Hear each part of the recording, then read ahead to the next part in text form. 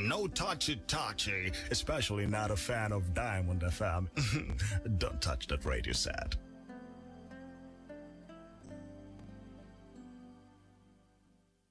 What did I say, huh? What did I say? I told you no touchy. Now you suffer the bite of the lion and the clenching jaws of an alligator. No touchy, especially not a fan of Diamond FM. Don't touch that radio set.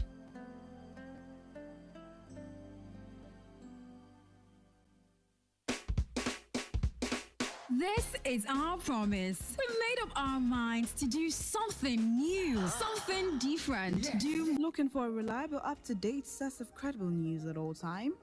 Your shining Supreme station is the answer. Stay tuned for the news on the hour by 1 p.m. every day on Diamond 88.7 FM Ilorin. Shining Supreme.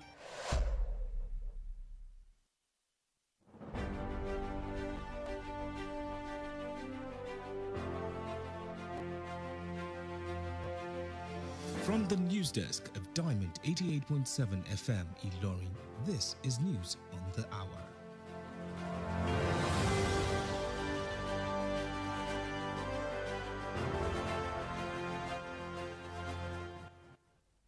In the headlines, Vice President Shettima arrives Rome ahead of UN Food Systems Summit. Jega Umbari lead ECOWAS AU pre-election fact-finding mission to Liberia.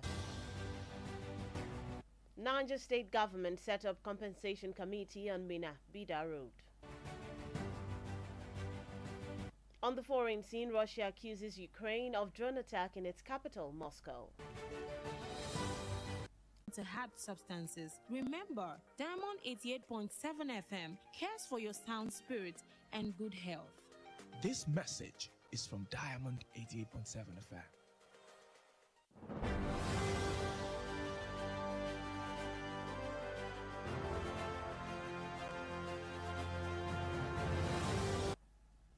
Welcome back. Now the news in detail. Ahead of the United Nations Food Systems Summit, Vice President Kashim Shettima has arrived in Rome, Italy, representing President Bola Tinubu at the event scheduled for today to Wednesday. The Director of Information Office of the Vice President, Ishola, in a statement yesterday evening, noted that the Vice President was received at Leonardo da Vinci Airport at 7:45 p.m. Italian time by some Nigerian diplomats. The welcome party included the Nigerian ambassador to Italy, Mfawa Omini Abam, the head consular department, Nigerian embassy in Italy, Ugochukwu Onzulike, and the president of the Nigerian community in Rome, Chima Ubezim. The Vice President is expected at the opening event today to chair high-level sessions under the theme Innovative Financing for Food System Transformation, the Case of Nigeria, and the side event on Scaling Up Multi-Stakeholders Collaboration and Investment in the Implementation of Food Systems Transformation Pathways in Nigeria. Shettima is also expected to hold bilateral meetings on the sidelines of the summit. And ahead of Liberia's presidential and legislative elections scheduled for 10th October 2023, the Economic Community of West African States, ECOWAS, and the African Union, AU, have deployed a joint pre-election fact-finding mission to Liberia to assess the country's state of preparedness for the polls. A statement from ECOWAS last night noted that the 23rd to 29th July mission is being co-led by Professor Atahiru Jaga, former chairman of the Independent National Electoral Commission (INEC) of Nigeria for ECOWAS, and Ambassador Callisto Mbari, head of democracy, elections and constitutionalism of the African Union Commission. Other members of the mission are Ambassador Aja Larry Cole, member of the ECOWAS Council of the Wise, Ms. John Mensah, chairperson of the Electoral Commission of Ghana, and Mr. Elise Udrago, chairman of the Independent National Electoral Commission of Burkina Faso. Mohammed Suleiman Isa, deputy ambassador to Nigeria to ECOWAS, Dr. Siriake Ageneketom, ECOWAS Director of Peacekeeping and Regional Security, as well as a joint technical team from the ECOWAS and the AU Commission.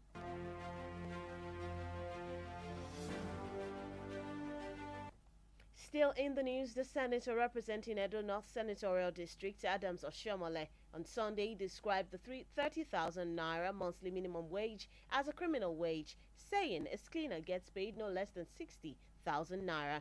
Featuring on a televised program last night, Oshomole said the current minimum wage was not enough for workers. According to him, the average responsible private sector employer is a better employer than the federal government or the state government.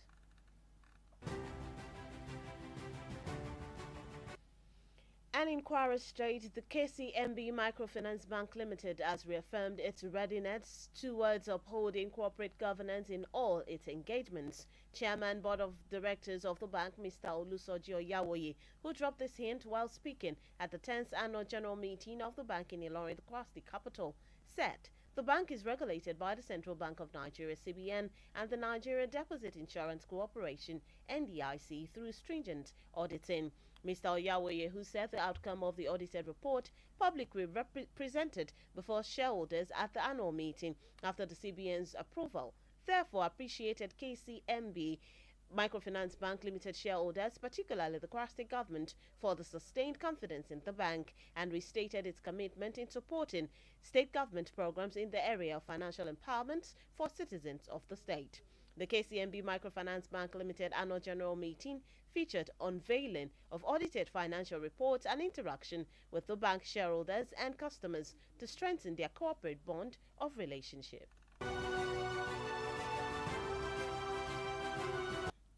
Still on the local scene, the Niger State Governor Mohammed Umaru Bago has approved the establishment of a claim verification and payment of compensation committee for the construction of the 82 kilometers Islamic Development Bank assisted Mina Bida Road.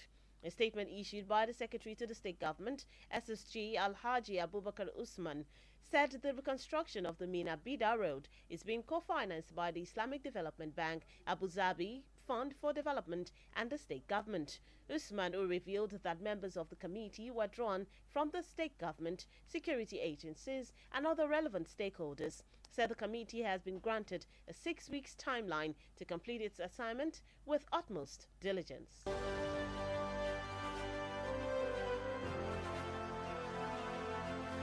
And lastly, on the local scene, the All Progressives Congress APC in Ondo State has received some members of the People's Democratic Party PDP and the Social Democratic Party SDP in Idori local government area of the state, citing the lackluster performance of their respective former parties during the last general election as the primary motivation for their decision to join the APC.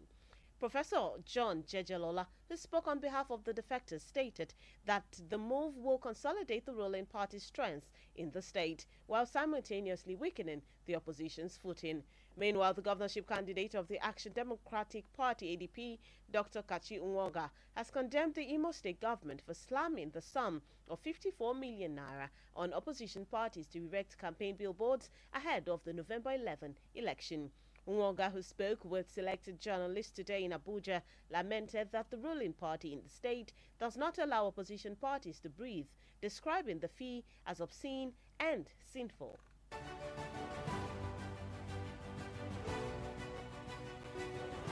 And that's it on the local scene. The news on the hour is reaching you from Diamond 88.7 FM Ilorin. We take a short time out. When we return, we bring you foreign and sports news. Please stay with us.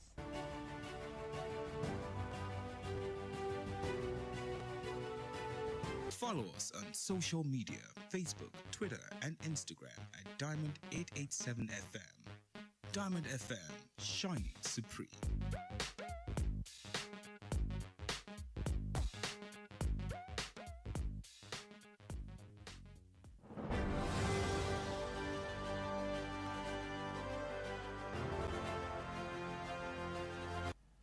Welcome back from the break. If you're just tuned in and joining us, you're still listening to the news on the hour, reaching you from Diamond 88.7 FM Ilorin.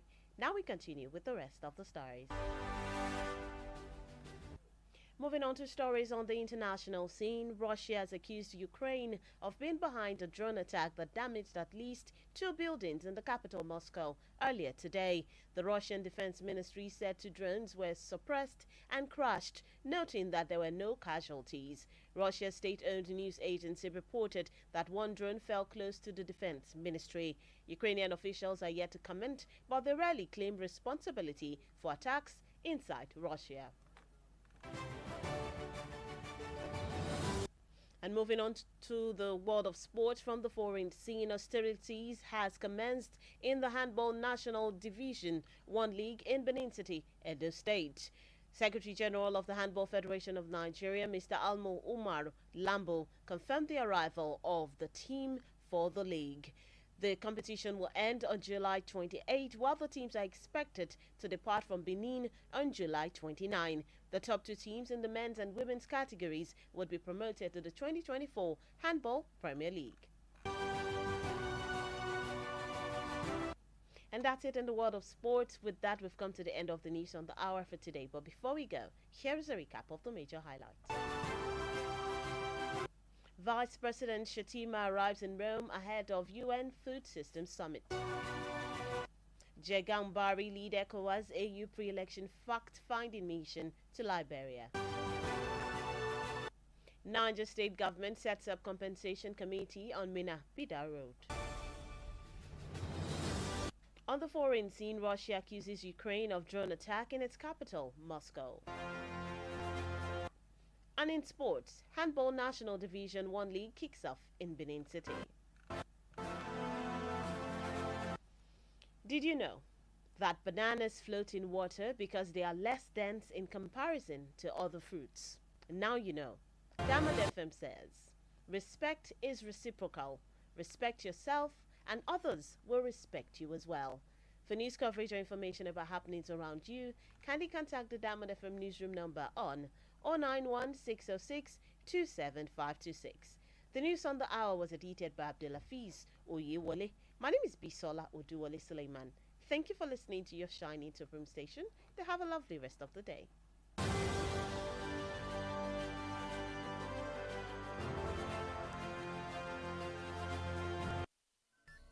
From news to sports, current affairs to entertainment, beautiful music, amazing programs, we got you all covered at Diamond 88.7 FM.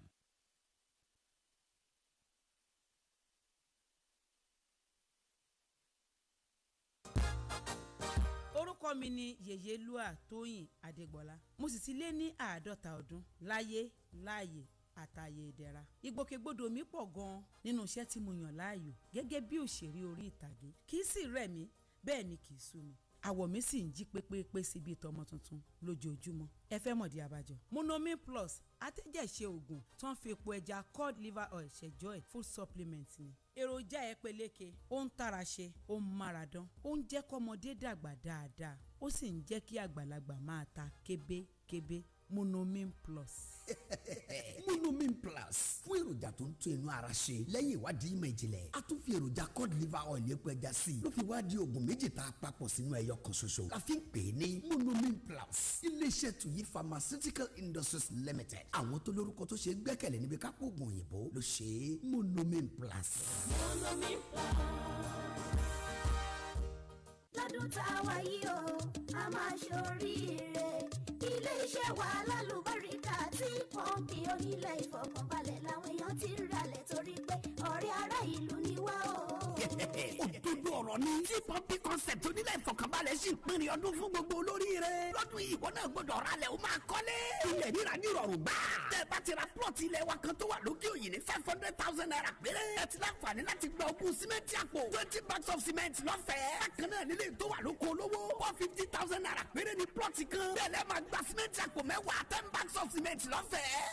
Ilé kíkọ́ ti bẹ̀rẹ̀. Lábàǹkì ilẹ̀ wa tó wà nílẹ̀mẹ̀rẹ̀. Ilẹ̀ tá a rẹ̀ pamọ́ fúnra wa tàbọ̀mọ́ tá a bí torí ọjọ́ iwájú sì ń ta o. 300,000 naira ní 500 square meter. 200,000 naira ní 300 square meter. Àwọn olóríire ti ń jàǹfààní yìí báyìí. Ó di Friday June 30 ọdún yìí kó tó parí. Ẹ tètè máa bọ̀ lọ́fíìsì tí Pọ́ǹpì concept tó wà ní suite 8 legislative quarters along Yidi Road Ìlọrin telephone 0052888552. Tí Pọ́ǹpì concept developer that cares. Látinú yàrá ìròyìn Diamond 88.7 FM Ìlọrin, ìròyìn ẹ̀kúnrẹ́rẹ́.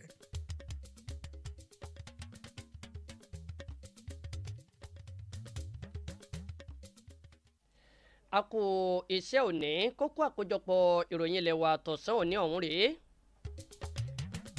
Igbákejì ààrẹ ilẹ̀ yìí Sẹ̀tìmọ̀ gúnlẹ̀ sílùú Rome síwájú ìpàdé àpérò lórí ọ̀rọ̀ oúnjẹ lájọ ìṣọ̀kan àgbáyé. Jẹ̀gá àti Mbari léwájú ikọ̀ oníṣẹ́ ìwádìí lájọ ECOWAS àti AU lọ sílẹ̀ Liberia. Ìjọba ìpínlẹ̀ Niger ṣe àgbédìde ìgbìmọ̀ elétò gbàmọ́bínú lórí ọ̀nà Minna sí Bìdá. Nílẹ̀ òkèrè, ilẹ̀ Russia náà kẹsùn sílẹ̀ Ukraine lórí ìkọlù drone nílùú Moscow. Lábala eré ìdárayá, ìdíje onípele kìíní líìgì nídìí eré bọ́ọ̀lù aláfọwọ́gbá ń gbérasọ nílùú Benin City. Akínyìn pé ẹ̀ka sàn ẹ̀sìn bẹ́ẹ̀ sí ń darapọ̀ mọ́ wa fún àkójọpọ̀ ìròyìn ilẹ̀ wa tòní láti yàrá ìròyìn iléeṣẹ́ wa Diamond 88.7 FM Ìlọrin. Tajudeen Akolawole Ishola ni oníròyìn yín. Ẹ má gbàgbé láti tẹ̀lé wa lórí àtẹ ìtàkùn ayélujára www.diamondfm.net. Ẹ bá wa dọ̀rẹ́ lórí ìtàkùn Facebook ní @Diamond 88.7 FM. Ẹ wò wá lórí YouTube ní Diamond FM Ìlọrin. Ẹ̀kúnrẹ́rẹ́ ìròyìn ń bọ̀ lẹ́yìn ìdánudúró ráńpẹ́ yìí.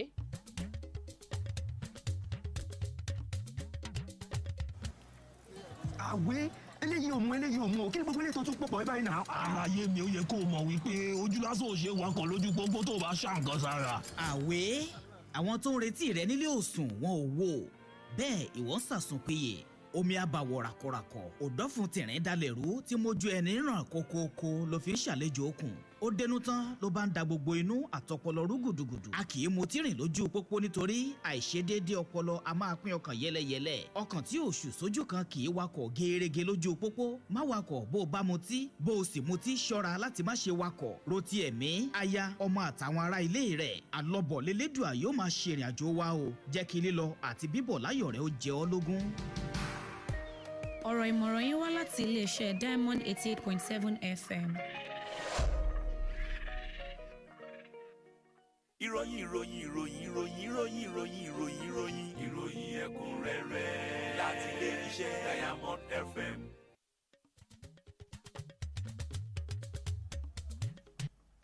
Ẹ káàbọ̀ padà àkójọpọ̀ ìròyìn ilé wa fún tọ̀sán ní ọ̀hún rèé lẹ́kùnrẹ́rẹ́.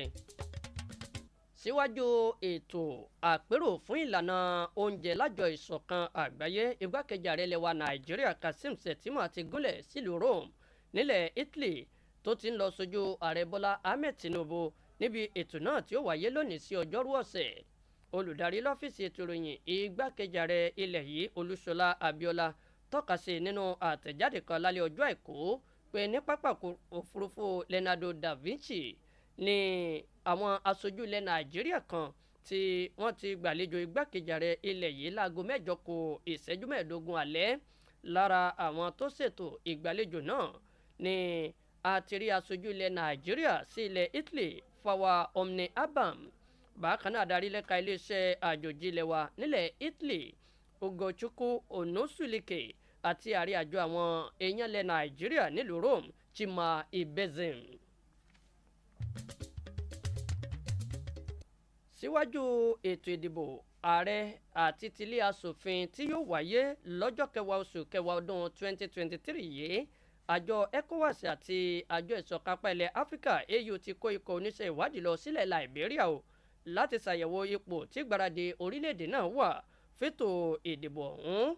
Àtẹ̀jáde kan látọ̀dọ̀ àjọ ECOWAS lálẹ́ àná tọ́ka sí pé iṣẹ́ ìwádìí láti ọjọ́ 23 sí 29 oṣù yìí ọ̀hún ní ọ̀jọ̀gbọ́n Àtàírù Jẹ̀gà alága àjọ INEC nílẹ̀ wa tẹ́lẹ̀ fún àjọ ECOWAS àti ambassadọ̀ Kaliste Mbari olùdarí nídìí ìṣèjọba àwarawa ọ̀rọ̀ tọ́jọmọ́ tètò ìdìbò àti ìlànà òfin lájọ ìṣọ̀kan apẹ̀lẹ̀ Áfíríkà dìjọ léwájú ikọ̀ ọ̀hún.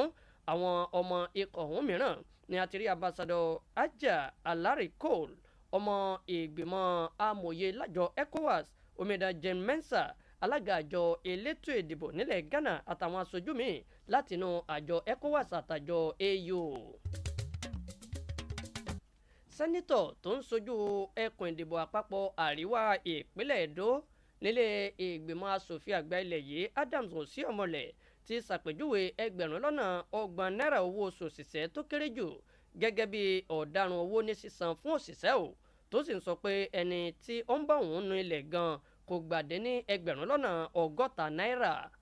Nígbà tó ń kópa lórí ètò orí tẹlifíṣàn kan lálẹ́ àná Sẹ́nítọ̀ Oshiomhole sọ pé iye owó oṣù òṣìṣẹ́ tó kéré jù tí wọ́n ń gbà lọ́wọ́ yìí kò tó nǹkan fáwọn òṣìṣẹ́. gẹ́gẹ́ bó ṣe sọ ní ìdajì olùgbanisíṣẹ́ lẹ́ka aládàáni jẹ́ agbanisíṣẹ́ rere ju ìjọba àpapọ̀ àti ìjọba ìpínlẹ̀ lọ. nípínlẹ̀ Kwara ilé ìfowópamọ́ alábọ́dé KCMB ti ṣètúnfinrinlẹ̀ ìgbáradì rẹ̀ sójúnà àmúlò ìlànà ìṣiṣẹ́ tó yè koro tó yẹ nínú gbogbo ìbáṣepọ̀ wọn o. alága ìgbìmọ̀ àwọn olùdarí nílé ìfowópamọ́ ọ̀hún arákùnrin Olúsọjí Ọ̀yáwòyè ẹni tó sọ èyí di mímọ̀ nígbà tó ń sọ̀rọ̀ níbi ìpàdé àpapọ̀ ọlọ́dọọdún ti ilé ìfowópamọ́ náà ẹlẹ́kẹ̀wàrú ẹ̀ nílùú Ìlọrin ṣàlàyé pé báńkì ọ̀hún ló ní ìtẹ́wọ́gbà báńkì àpapọ̀ ilẹ̀ wa CBN àtàjọ adójútòfò nídìí ìpamọ́ owó nílẹ̀ wa NDIC látara àyẹ̀wò tó múnádóko tí wọ́n ṣe lórí ilé ìfowópamọ́ náà. arákùnrin Ọ̀yáwòyè ẹni tó sọ pé àbájáde àyẹ̀wò ọ̀hún ni wọ́n tẹ́ pẹpẹ rẹ̀ níwájú àwọn aláṣẹ tọ́rọ̀ kàn níbi ìpàdé ọlọ́dọọdún náà. lẹ́yìn àfọwọ́sí báńkì àpapọ̀ ilẹ̀ yìí wá fi ẹ̀mí ìmoore hàn sí àwọn onípín ìdókòwò pàápàá jùlọ ìjọba ìpínlẹ̀ Kwara fún nínígbàgbọ́ nínú ilé ìfowópamọ́ ọ̀hún. bẹ́ẹ̀ ló sì fi hàn dé ìfarajẹ rẹ̀ nídìí ìgbárùkùtì àwọn ètò ìjọba ìpínlẹ̀ yìí lágbọn ìkópa ètò ìnáwó fáwọn èèyàn ìpínlẹ̀ yìí. ìpàdé ọlọ́dọọdún àpapọ̀ ilé ìfowópamọ́ KCMB ọ̀hún ni wọ́n ti ṣe àfihàn àlàyé ètò ìnáwó tí wọ́n ti ṣe àyẹ̀wò ẹ̀ àti ìtàkùrọ̀sọ pẹ̀lú àwọn olùdókòwò nílé ìfowópamọ́ ọ̀hún àtàwọn oníbàárà láti fẹsẹ̀ ìbáṣepọ̀ wọn rinlẹ̀ dáadáa sí i.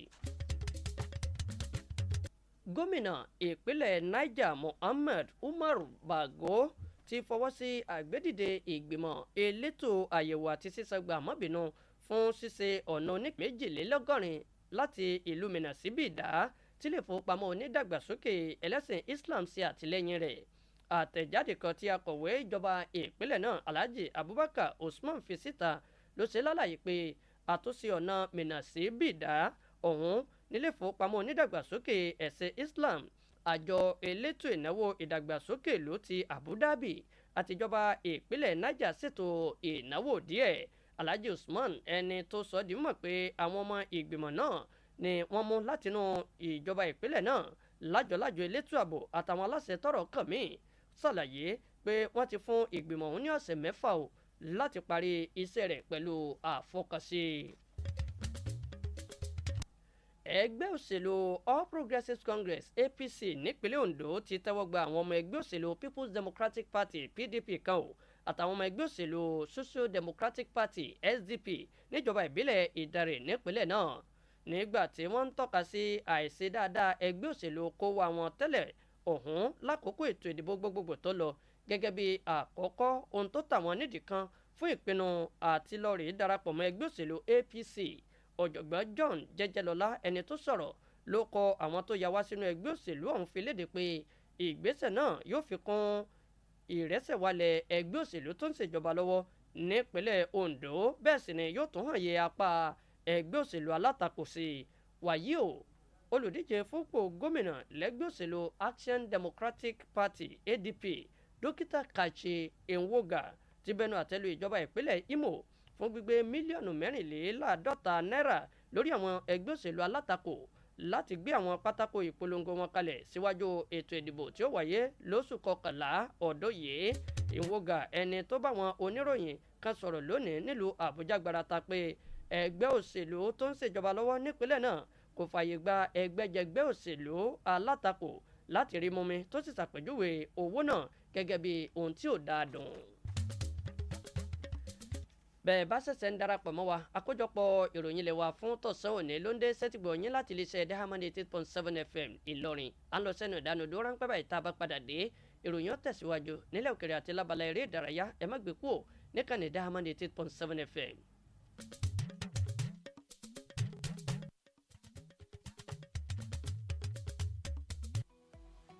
ẹ darapọ̀ mọ́ wa ní ìtàkùn káyélujára wa ìtàkùn ìbádọ́rẹ̀ẹ́ Facebook, ìtàkùn abẹ́yẹfò Twitter àti Instagram lórí Diamond 887 FM. Diamond FM, shining supreme.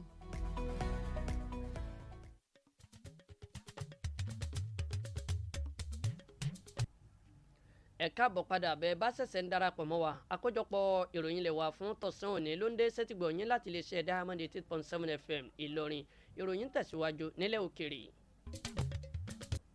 Orílẹ̀-èdè Russia ti naka ẹ̀sùn sí ilẹ̀ Ukraine o pé ó wà lẹ́yìn ìkọlù ohun ìjagun drone èyí tó ba ilé tó tó méjì jẹ́ lólùlò ilẹ̀ náà Moscow láàárọ̀ kùtù òní.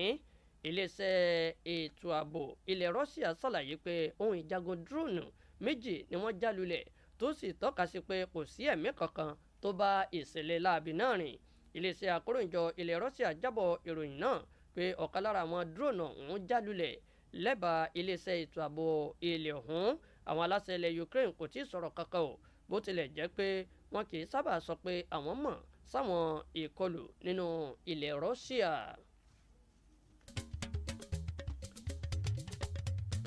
Lábala eré ìdárayá ìgbanilálejò ti bẹ̀rẹ̀ nídíje líìgì onípele kínní eré bọ́ọ̀lù aláfọwọ́gbá nílùú Benin City nípínlẹ̀ Èdó.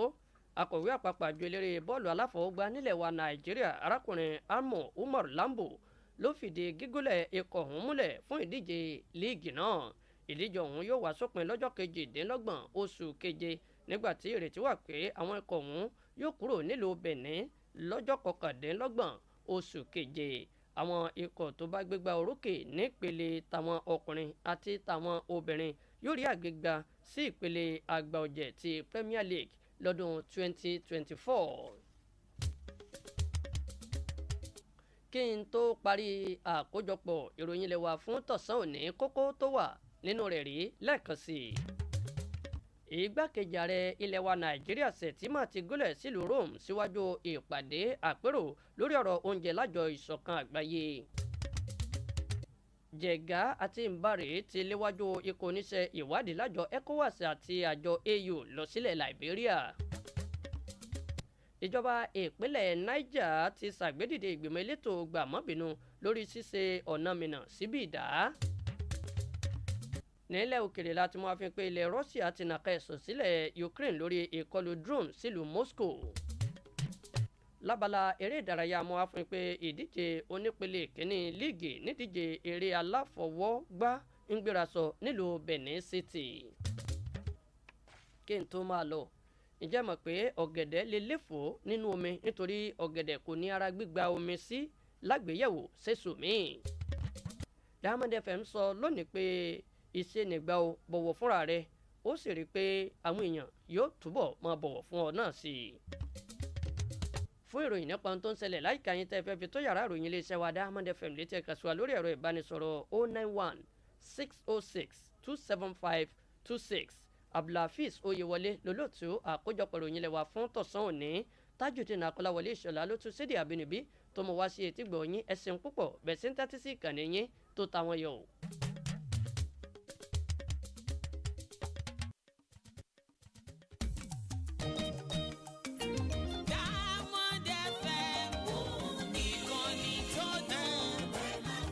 We focus on radio news and entertainment shows. Ètò àgbọ́dúnú tó fi ní lọ́kàn balẹ̀. For your local news, national and international.